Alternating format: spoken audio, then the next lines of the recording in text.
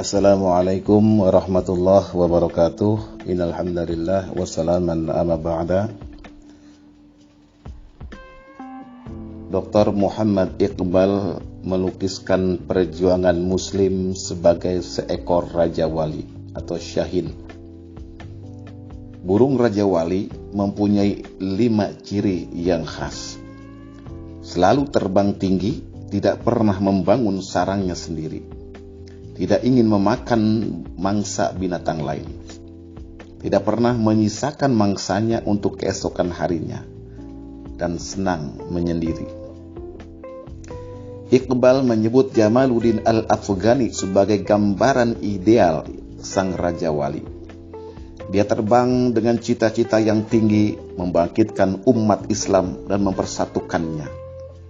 Dia mengembara ke seluruh dunia Islam dan tidak ingin terikat pada fanatisme mazhab yang sempit.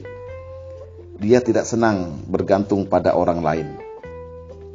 Dr. Muhammad Iqbal menulis bahwa Jamaluddin Al-Afghani menyibukkan diri dalam pengabdian kepada Islam dan pengikut-pengikutnya.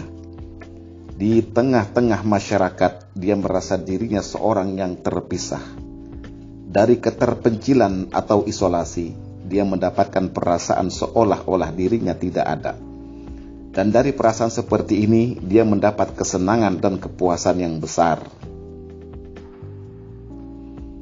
Jamaluddin Al-Afghani memang seperti burung Raja Wali. Suatu hari dia muncul di Mesir, 10 hari kemudian berada di Paris. Dan minggu-minggu berikutnya berada di Ankara, Istanbul atau Kabul. Matanya yang tajam memandang para raja dengan pandangan yang menaklukkan. Suaranya berwibawa, mengalirkan getaran listrik ke hati para pendengarnya.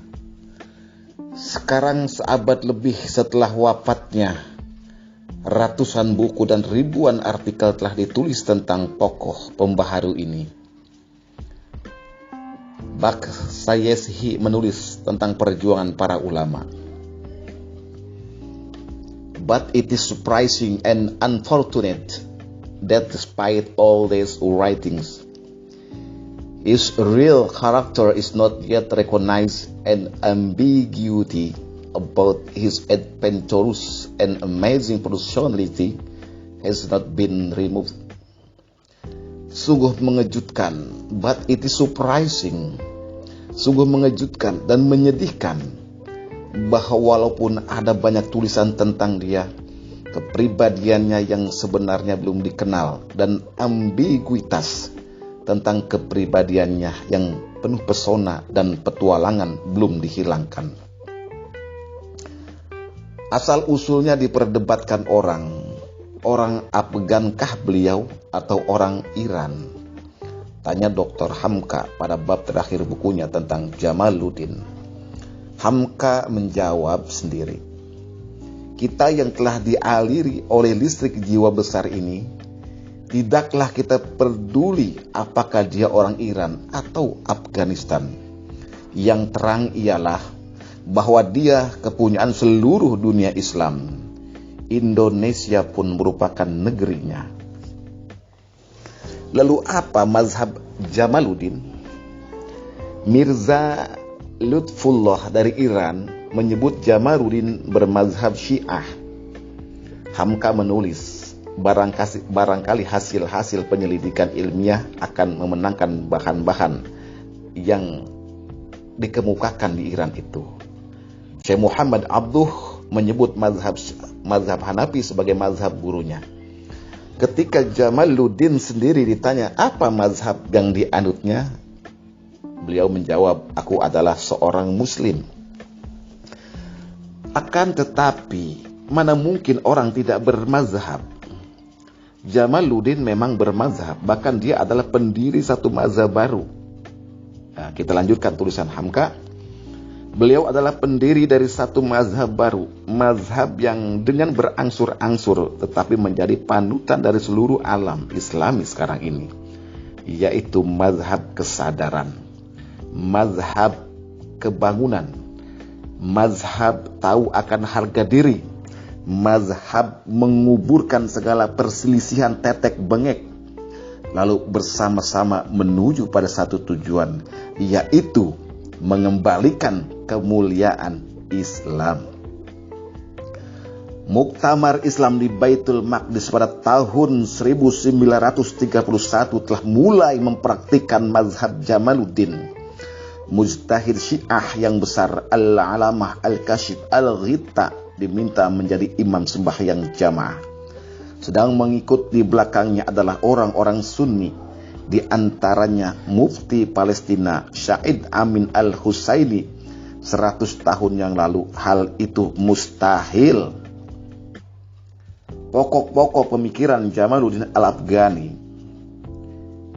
L. Stewart, sebagaimana dikutip oleh Bakhayesi, menulis, Sayyid Jamaluddin adalah orang pertama yang menyaksikan dengan pandangannya yang tajam dan realismenya yang cemerlang pengaruh berbahaya dan dominasi orang-orang barat atas bangsa-bangsa timur dan orang-orang Islam, serta menyadari tingkat bahaya ini dari akibat-akibat yang menghancurkan.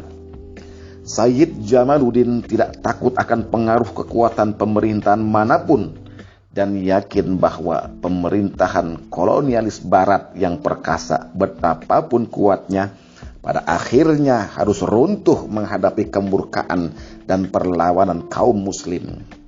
Asal saja kaum muslim menyingkirkan perbedaan-perbedaan kecil yang dipertajam oleh makar kaum kolonialis setiap hari, dan mengambil persatuan dan ikatan-ikatan untuk tujuan bersama, yakni kebangkitan kebesaran Islam dan penghancuran musuh-musuhnya, serta bergerak dengan penuh keserasian dan keselarasan.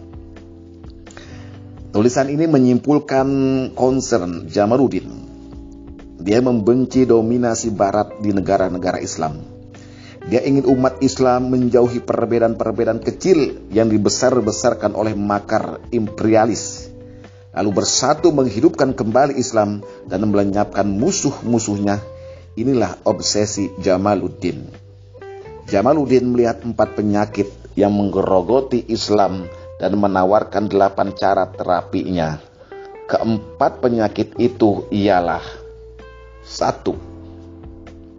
Absolutisme dalam mesin pemerintahan.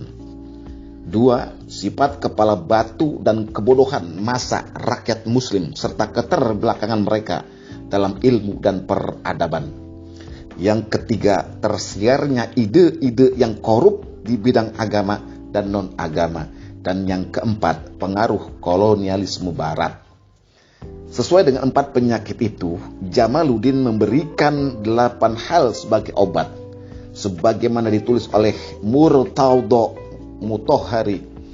Yang pertama adalah bangkitnya kesadaran berpolitik melawan absolutisme.